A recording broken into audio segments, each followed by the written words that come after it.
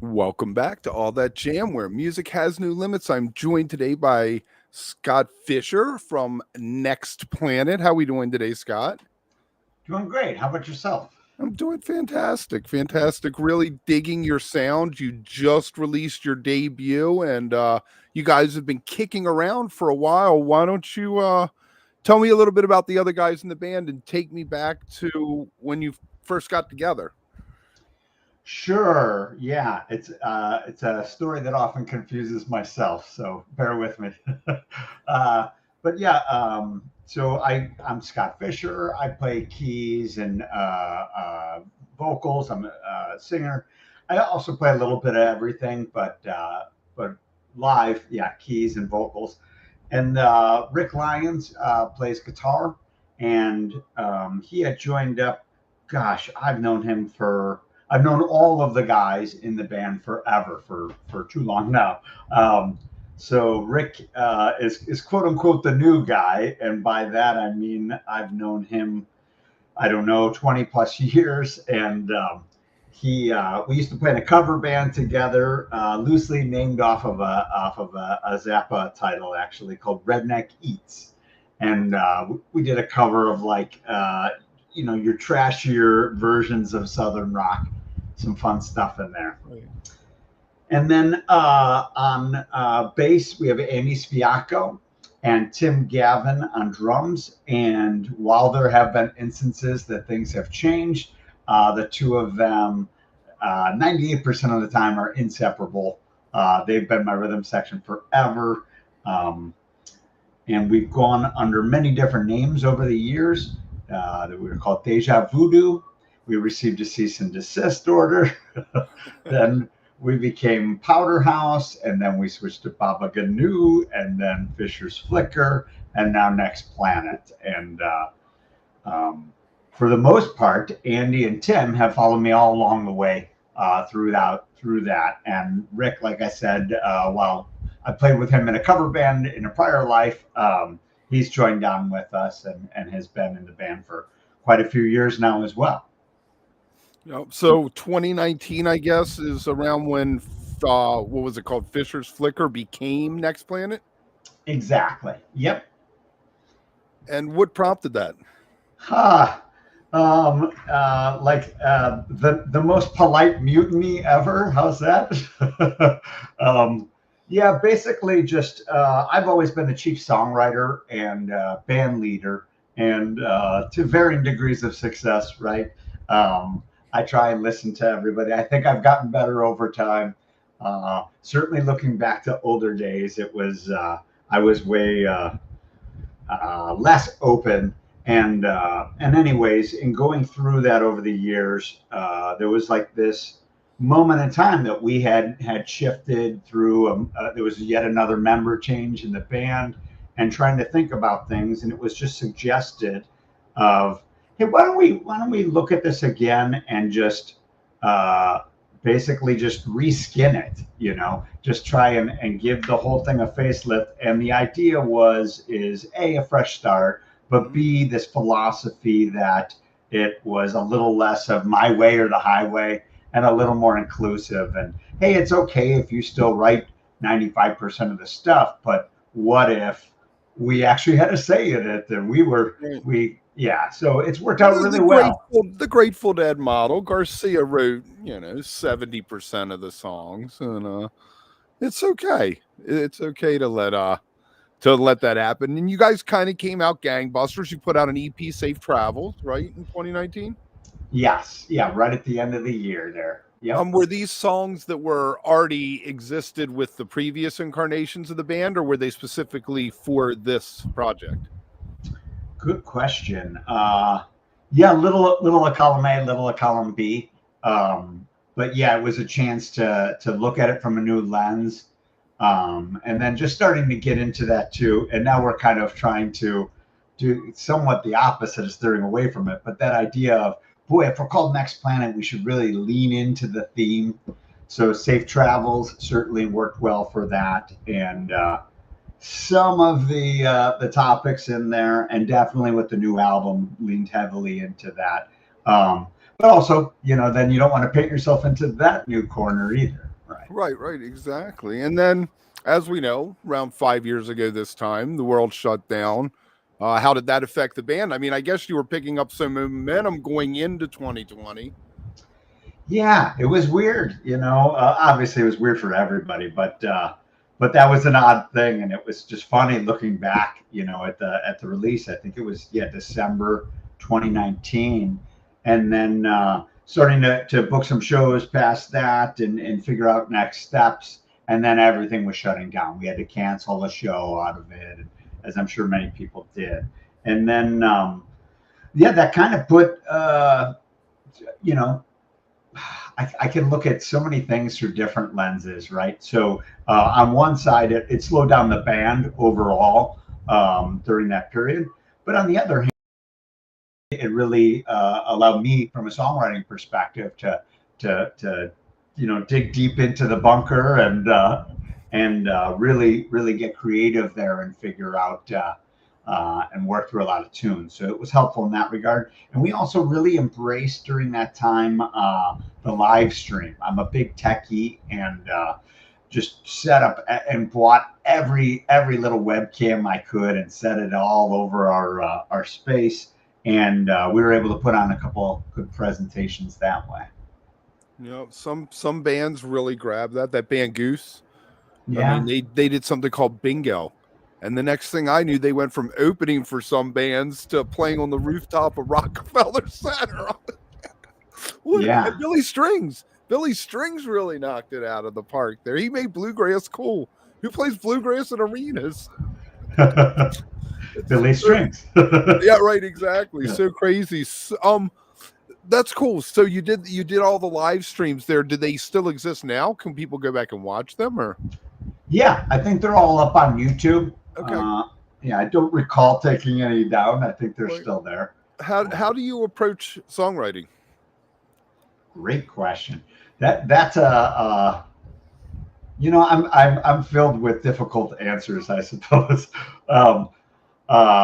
So I always had my methods, right? And then you get used to that, and you think this is like I'd have to do the math, but this is like my 9th release of original music, and so you get to that point of like, well, this is the way it's done. This is the way I do it, and Rick, the guitarist in the band, is a great adversary to me, and I say that out of love. But he helps really be the oil to the vinegar there, and helps me to look at things differently there. And Rick Rubin's book on creativity that came out recently, I quote that thing all the time, but that helped me too, of just like, oh, okay, this is the way you do things, and you're really sure. Why? What says that why? What's wrong with exploring another avenue? So to answer your question, my songwriting in the past has been kind of the control freak end, where I do all the writing. I play a little bit of every instrument and know enough to get myself into trouble in the studio. So I really just started to I demo out the whole thing, have demoitis, and then hand that to the band, and then the push and pull of well, what do you mean you have all 3 of my harmonies and all of my guitar parts all charted out? I would like to come up with something. So then through that push and pull, that's where I've now embraced going through that. And really from all viewpoints, because there's new song post a new album that'll be co-written by Rick, and really just going down to listening and understanding from the band members that, what we would prefer if you showed us things as stripped down as you can, so and let us find our spot. Exactly. Yeah, right.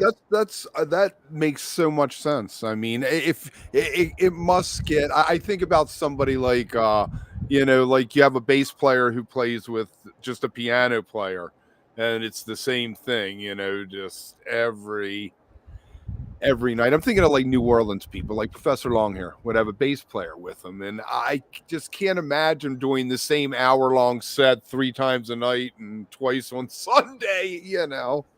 It must drive you a little crazy. Don't want to Yeah, bust out of that. Nothing against Professor Longhair. God bless the guy. sure. He was pretty incredible. How do you? It's been a long time. Why so long between the EP and this? I mean, part of it, I guess, was COVID, but we've had 5 years between now and then. Yeah, great question. Couple things is not to get all heavy, but my life got turned upside down. I'm one of two children in my family, and my brother passed away. Yeah, during the pandemic, and not related to the pandemic, but that was a huge setback, of course. So then that happened, and then I'd have to do the math. I think within 2 months of that, my grandmother passed away, and then through that process, then we also my house had flooded for as far as I was concerned, the last time, and that included our live room and control room. So I was sick and tired of gutting out the studio and rebuilding it. So then moved the whole operation, have a new home now, and set it all up there. So all of those things definitely chewed away at that timeline. And then the other side is something that I've been guilty of and want to kind of turn around this next time around is the perfectionist. And I'm not trying to say that I have these meticulous Steely Dan mixes or anything. I get it. I get it. You got to 98%. If you can get it to 98%, that last 2% is never happening, or your return on investment isn't even worth it. Right. So really just trying to hone in on those and get down a lot of things and working with everybody's schedules. Like you said, playing in the other in the Zappa cover band, then that has me out of state for twice a year for 2 different tours, and Right. I hear you.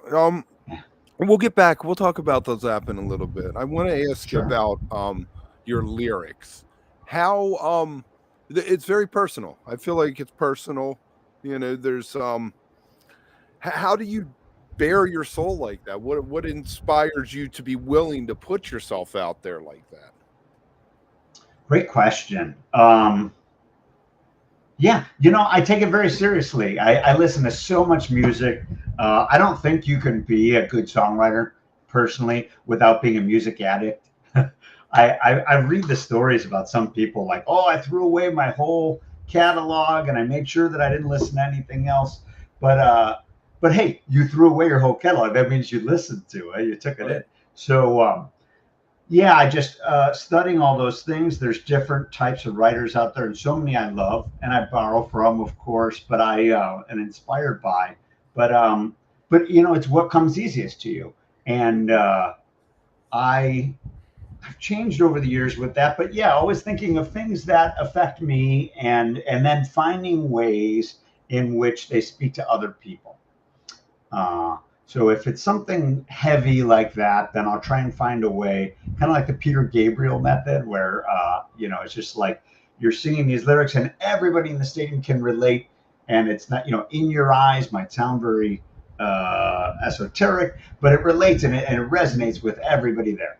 So that's one side, and then there's the other flip side of the coin where it's too crazy and whacked out of an idea. So then instead, I'm going to go the other direction and just turn it into something totally goofball where there's no point in trying. You lose the point of trying to explain, get the user, the listener to understand it, and instead just create your own creative story out of it. Right.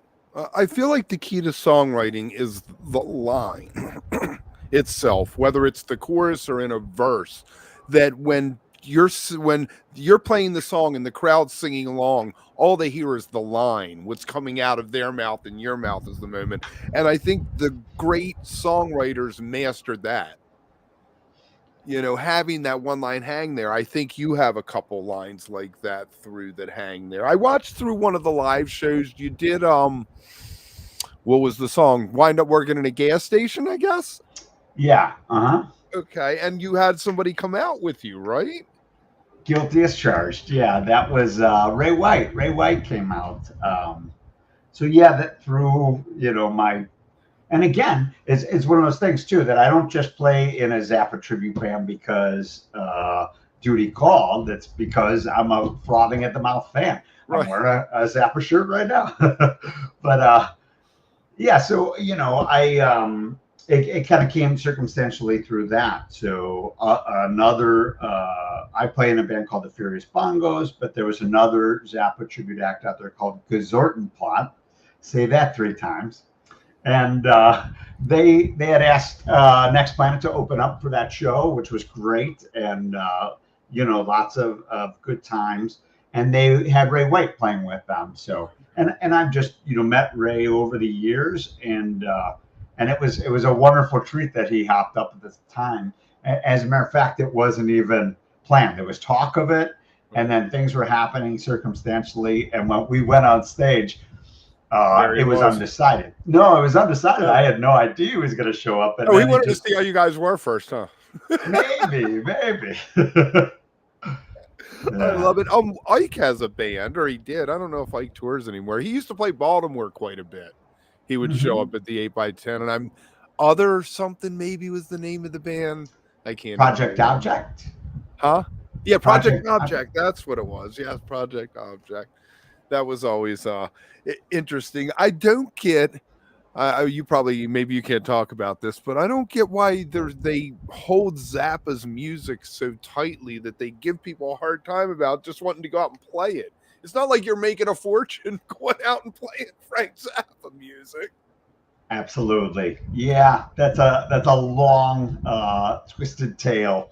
But yeah, I would say that quite simply that Frank's widow, Gail, kept the estate going and kept the franchise going. And she, for whatever reason, she made that her mission, that she was kind of the keeper on what was what received her blessing and what received her cease and desist order, you know? Right. And that was really difficult navigating those waters for me, but many others. Project Object, of course, literally showing up at shows with the venue canceling the show because they were concerned about the lawsuit ensuing. So very frustrating, but she is no longer with us. And furthermore, on top of it, the Zappa Family Trust sold the majority of it over to Universal with UME. And Universal's like, pay the licensing fee, whatever. Right. Yeah, exactly. It becomes way less personal, right? Right. Totally. Yeah. Right. So you're right by that. The whole poop show between Dweezil and the two of them, and Diva and Ahmed or whatever. I mean, I was just like, God, you guys are like as bad as the Kinks or Oasis or something. You don't even really play music except for Dweezil. Yeah, absolutely. That whole thing is terrible. The quickest, easiest thing I could say about that whole thing is math. That if somebody dies and you have an estate and you're going to divvy it up and you have an even number of children, I would recommend using the same even number to distribute to them all. And that's not the choice that was made. And what do you know? Drama ensued. So. You know, I discovered Zappa because back in '82, I wanted the 45 for Christmas of Valley Girl, and my aunt couldn't find it. And the nice man at the record store suggested she buy Ship Arriving Too Late to Save a Drowning Witch because it had the song Valley Girl on it. So she bought me the whole Zappa album, comes home with it, and I was like, this is not like other music. This is not anything I've ever heard. Yeah. Drowning Witch, I mean, it's 12 minutes of just weird. I was like, I like this. I'm not supposed to like it. I better not tell my mom. Absolutely. So how do you approach writing set list? Good question. Yeah, again, I've kind of, you know, I really boy, I'm gonna pat myself on the back after this interview. But yeah, just all that change, you know, is like a younger me. It was, this is the set list as I have decreed, and this is what we're playing. And Boy, you know, you can lead a lot more horses to water if if you're not just forcing them to drink in that, or that whole thing with leading flies to with honey instead of vinegar, right? Right, So right. that same kind of approach there that as a matter of fact, this last show that we did for the album release, our drummer came up with I think 95% of that set list, and we've had other buy-in from our guitarist Rick, and so really just all thinking about the show.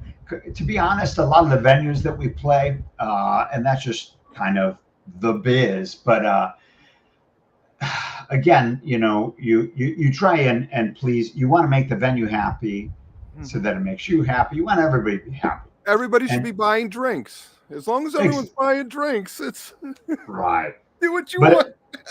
But a common issue that we run into often is in spaces where they used to have, say, 3 bands for the night, 4 bands for the night. Now they have 5 or 6. They're trying to cram in more so that they can have more turnover Mhm. and in their eyes, more alcohol sales. And Right. I don't want to get into it all, but the Everybody, point, well, I think the theory is everybody buys one drink, right? You come to the bar, you're going to buy one drink. It's the question of whether you get them to buy the second drink or not. good point. Yeah. For any of you venue owners watching this, our fans tend to buy many more than just those 2 drinks.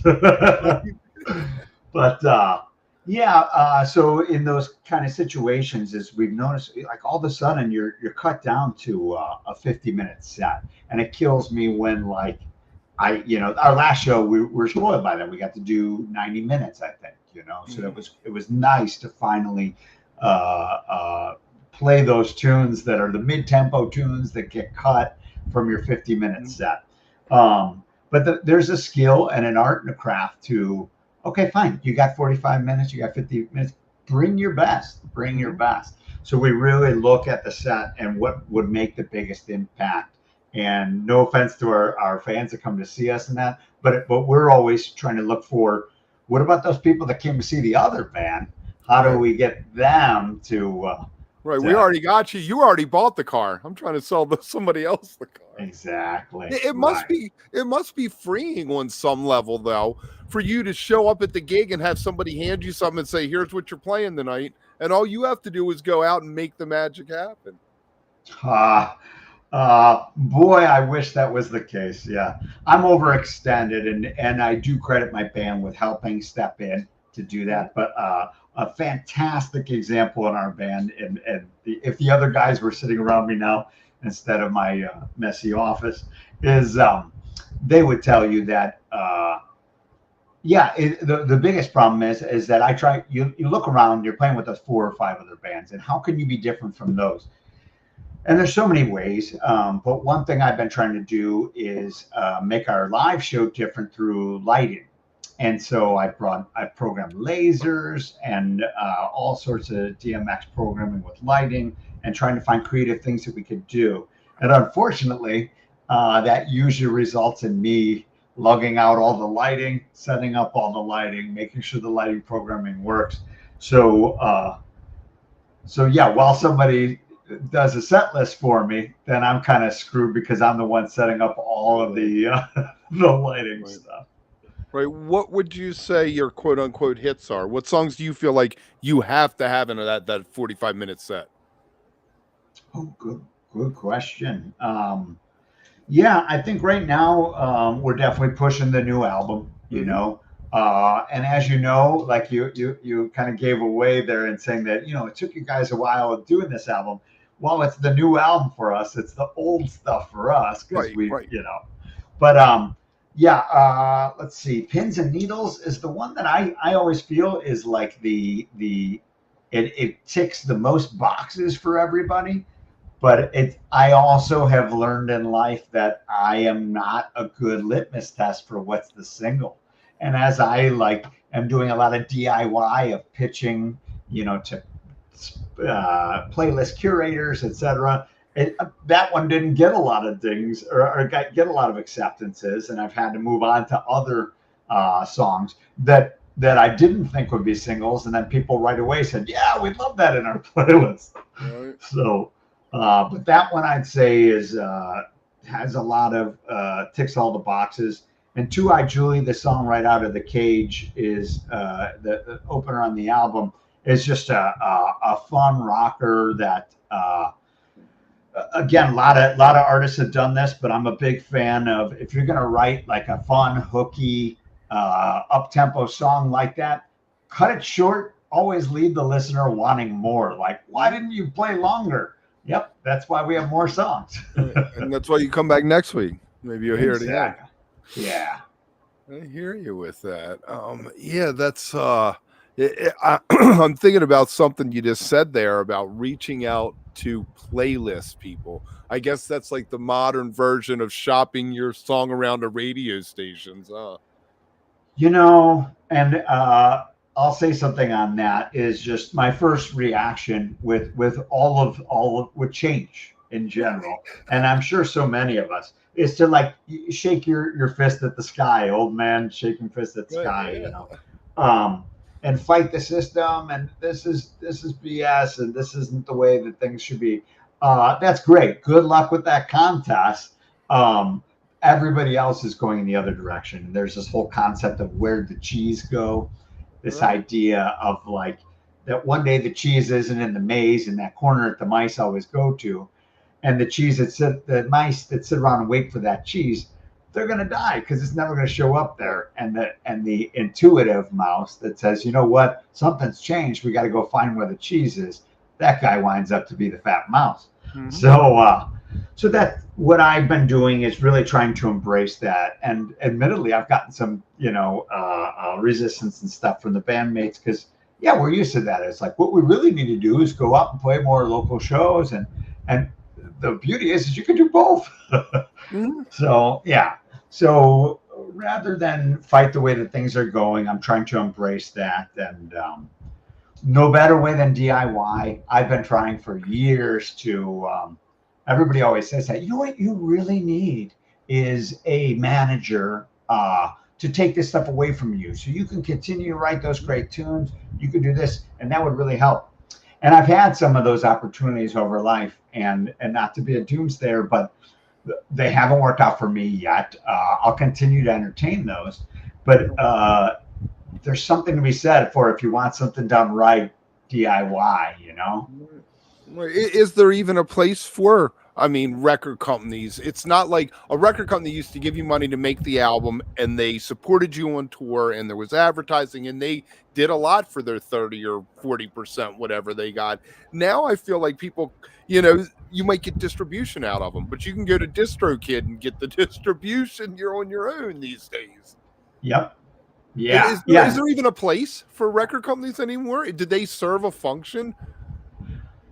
In my opinion, at this level, it's all about budget for promotion and those contacts that they have. So, any label worth its weight in salt right now would have contacts for these curators for playlists and reviews and interviews, and would set those up for you. And then there's that whole thing of, I don't remember what the number is, but there's like, you have to hit somebody upside the head 15 times with the name of your band before it sticks, that kind of thing.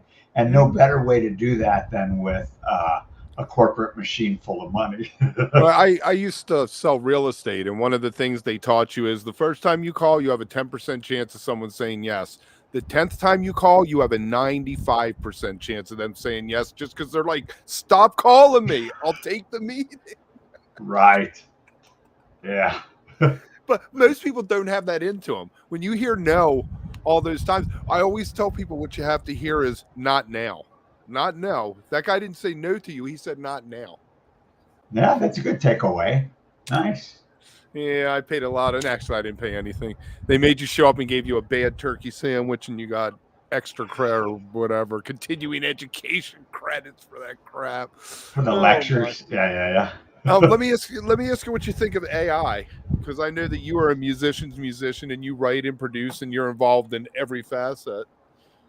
Totally. Yeah. Great question. And a very, topical present one. It affects me in so many different ways. And boy, I'll say, here's what I'll say. I don't have it all figured out, but here's my cosmic answer for you is that any new technologies, and I'd love for anyone to argue otherwise, but any new technologies that come up are roughly, I don't have the exact math, they roughly present 50% great things towards society and 50% terrible things towards society.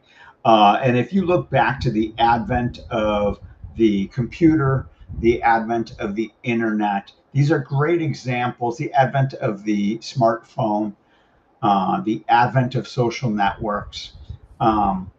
These are all examples where, just very quickly off the top of your head, you can think of good things and bad things if you're looking at things, with open eyes.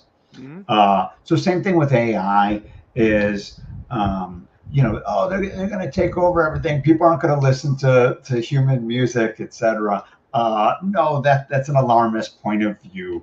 The things that in my opinion, the things that people don't really put a lot of creative value towards. No offense to anybody that does it for a living, but say that write a jingle for Hyundai or something. AI. Throw money and tech into AI coming up with that clever jingle. But if you want to hear somebody talking about that they were down in luck, they got the blues, and they want someone writing a blues tune, you don't want to hear the AI's plight, So what about something like incidental music for movies? Would you farm that out to AI? It's a great question, and now it's kind of getting personal because I know people that do that for a living. And B, it's not my forte, so it's easy for me to say, yeah, sure, let them do that. Although A, it affects the livelihood of some people I directly know, and B, there's a time and a place. So I guess if it's for like a cheap soap opera or something, right, that's shown, there's different value behind that and the new Academy Award winning film. Right. If AI was used right, there was the whole thing with the movie that won had AI for the guy's voice. Yeah. So now when you get down to other details like that, there's a big takeaway that I take with it is basically that in every aspect of everybody's job, as well as everybody's what they're trying to produce creatively, there's there can be AI added value there or detriment depending on your outlook. And I would just say that those that embrace it and find ways to move forward with having the cheese. Yeah, exactly. Thanks. Yeah, exactly. And if you spend all your time fighting it, then you're it's not going to work out well. Someone suggested to me that what's going to happen next is you're going to get bands that play music that was all written by AI. They won't write anything themselves. They'll go out and play songs that were written by AI in real time live. And I was like, that's weird. I was like, that's like my ultimate nightmare. I have a nightmare scenario right now in my head, and you just poured gas on it. Right. And then it's a big planet. I bet you somebody will do that. But to what degree of success, I would argue, that's right, not going to be the next gangbuster. Exactly. So where can am I buying physical copies of this, or is this something I'm only finding online? Good question. That's in my ever long to-do list, is to find a better way to handle that. I definitely do want to get there. There's also the aspect too of downloading, that people say that's fine that it's available on streaming, but I want to download it. So what's that? Bandcamp. Exactly. So that solves the download issue. Part, right? Yeah. So yeah, looking into avenues there, I do want to give anybody outside of the Chicagoland area the ability to be able to purchase it. Uh, so I'll set something up for that. But right now, from our shows, the physical aspect, and then also just realizing, and you're well aware of this, but it's one of those things that it's like I when I finish a CD, I want that thing in my hands. I want to be able to grab it and hold it up and say, "This is done. It's done because I have it in my hands." Mhm. But that has less and less value over time. But there's still people that love that aspect. So I don't want to take that away from them. We'll have that, but realizing more and more from album to album that I release, how having it available from all these digital streaming methods is way more valuable and has way more legs to it. But I still will get them made and still. I need to find ways to ship those out nationally and internationally. I'll set that Right. up soon. Is there? I often wondered, shouldn't like a site exist where like you can go buy T-shirts, right, and do print on demand, and you pay this company, they print it, and they send whoever came up with the design their $3 or whatever they get from it. Is there something like that for CDs where they burn CDs on demand and mail them out? Because that might work. Yeah, there is. One is called Kunaki, Okay. Kunaki. The only trick is with that, it's great, and I use that for some of my past CDs. The only trick is that because think about the automation behind that, is that it's very specific. So it has to be in a jewel case. It has to be 2 panels. It can't be Right. four. If you need 4 panels, you're already out. Things like Right. that. But as long as you adhere to their very specific guidelines, you can literally have one-offs that are Right. printed that way. Sent out. Yeah. Right. I mean, CDs seem like a much more economically feasible choice for bands as opposed to doing vinyl, which is a fortune, and you have to do hundreds. I mean, if you want the discount, well, you got to do 500. Well, I'm never, I need 100. Well, it's going to cost you as much as almost for 500. You got closet space, you know. Yeah. And I just went through that for this album. It's funny because of the. I could go on and on about how long our album was. It was actually we had a plan behind that, a reason behind that, and it's funny because then people were like, "Well, why don't you get some on vinyl? Wouldn't it be cool?" And I thought, "Wow, it would be kind of cool, even for my own, just to have my own Right. copy." So looked into it, and the thing that knocked it off right away is we were like 2 minutes over the max for one vinyl. So it's like, so you either lop off a whole song already off the bat, or you have it's a double album for no good reason. Right. It was so that sealed the fate for me. That was it, right? Yeah, you have to drop a song. That's how you end up with like the B side of the single if they still did 45s. Yeah, I always laugh when people say they release singles. I'm like, where's the B side? Can't be a single if there's no B side. right. Oh my! So where am I going to find you? What's next? What's the future looking like? So very very busy right now in that whole writing process. So really looking to we have 2 songs all ready to go for quote unquote the new album, and then trying to find other songs behind that. And I suppose I'll share it here. It's no secret, but I was talking before about change. Is that this being my 9th album, and I think the next will be the 10th, is I think there's fun. I've produced, or at the very least, maybe my first album was co-produced with someone else, but I've always been producer.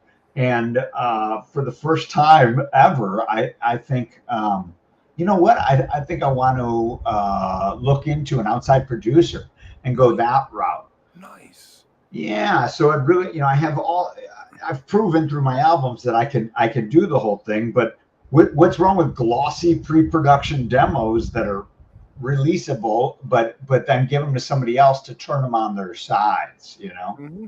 So sometimes bands, I feel like, left to their own devices, don't produce their best work. I mean, Dylan infamously with the Infidels album, he left off like the two best songs, Foot of Pride and Blind Billy McTell for what, Sundown on the Union? Come on, Bob. Where were you, man?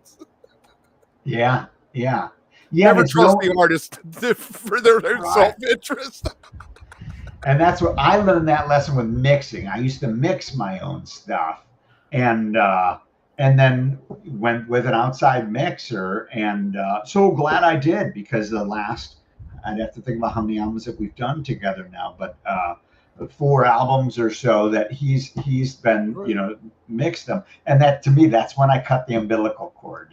That's when, here's my baby, here's my strict guidelines or whatever, but but ultimately he's making those choices in there and taking those risks. Another set of ears, another set of eyes on lyrics, all that stuff does wonders for people, especially if the person, like I think what you're saying is, over time you've had to learn how to trust. Yeah, exactly. Yeah, and then you work with people over the years, and then you gain that trust, and then you stop telling them what to do and you start asking them, what should I do? Yeah. Exactly. Very good. All right, I'm going to put some links down in the bottom. Anything else you want to throw out before we wrap up? No, just continuing to work with Next Planet here. Definitely, if you haven't done so already, stream the album, and if you're in the Chicagoland area, look for a show from us soon.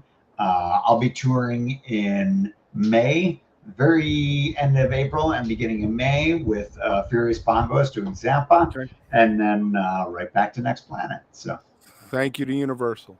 I know for a minute while I run the outro there. Everybody out there watch, make sure that you head over to our socials at All That Jam Pod. We also have the .com.